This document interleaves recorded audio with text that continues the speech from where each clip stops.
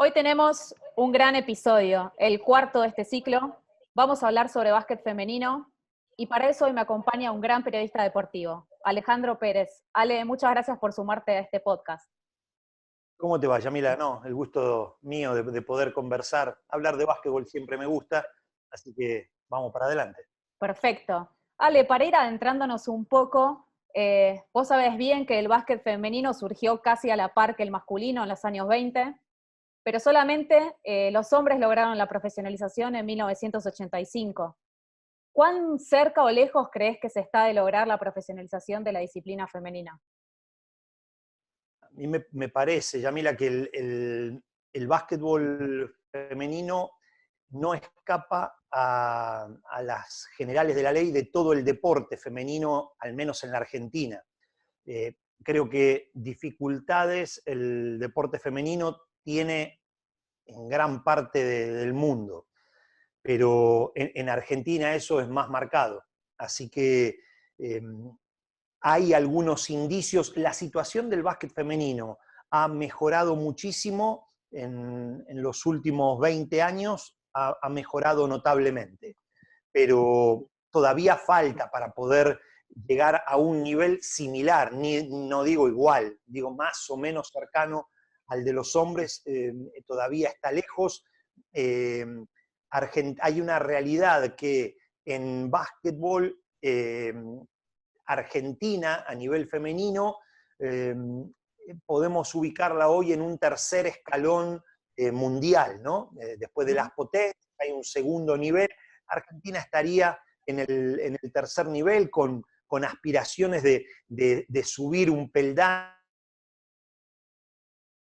podido concretar, y me parece que todas esas cuestiones eh, influyen en que no podamos ver una disciplina profesional acá en Argentina.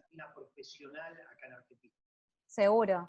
Y quería preguntarte también, porque si uno revisa la historia del básquet femenino, podríamos decir que hay un punto de inflexión en los años 90. Muchos mencionan a Eduardo Pinto, quien fue director técnico durante casi 2 décadas, y que él inició un proceso de transformación. ¿En qué consistió más o menos? Evidentemente allá a comienzos de la década del 90, en los Juegos Panamericanos de La Habana, participó la selección argentina de básquet femenino y no tuvo una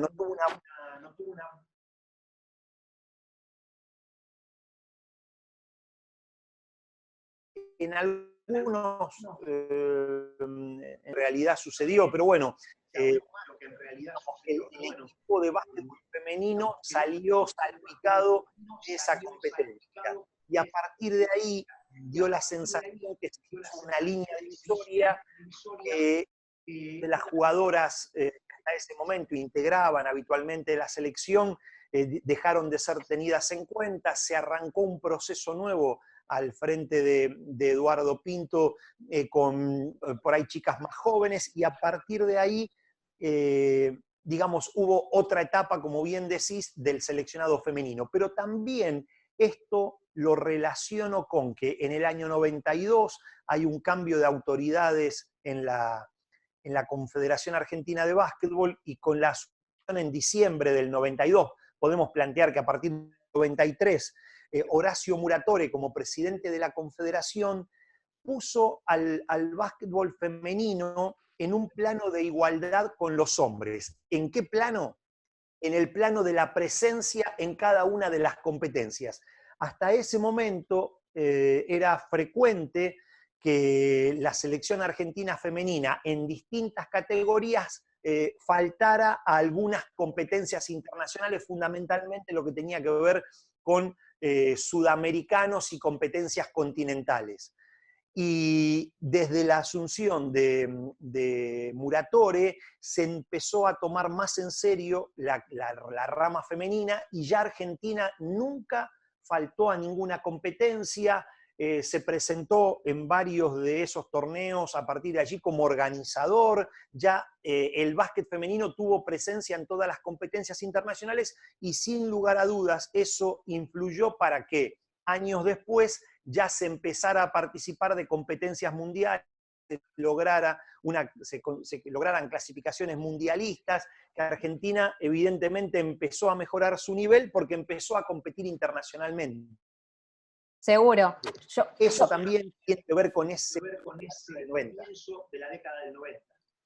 Ok, y acá me estás hablando de toda una decisión política, porque, bueno, obviamente que investigué mucho para adentrarme en la temática, y me topé con un dato interesante y que también nos dice mucho, y que tiene que ver con lo que decís vos, ¿no? De un cambio de posición radical para darle más vitalidad al básquet femenino. Puede ser que en el 92, si bien Argentina tenía posibilidad de participar en el preolímpico clasificatorio de los Juegos de Barcelona, no fuimos. Y se habla de una especie de boicot. ¿Qué me puedes contar al respecto? Mirá, yo no sé los entretelones de la decisión final. Lo que sí sé, porque esto era totalmente cierto, primero, la Confederación Argentina estaba en convocatoria de acreedores. En aquel momento no había dinero ni para los hombres, ¿no? Que había, de hecho, en el año 91 hubo muchos problemas para armar el equipo masculino para ir al Sudamericano y a los Juegos Panamericanos de La Habana en Cuba. Muchos jugadores, había muchos problemas de organización.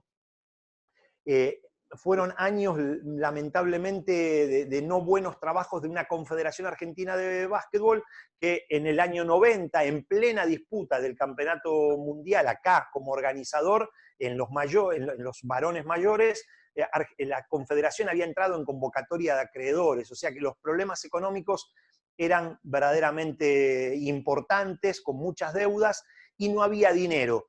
Y en aquel momento, en el 92, la selección femenina pagó el precio de esos problemas económicos y además todos esos inconvenientes que había habido en los Juegos Panamericanos del 91. Entonces, se juntaron un par de motivos que a la Confederación le vinieron bien como argumento para decir no nos presentamos.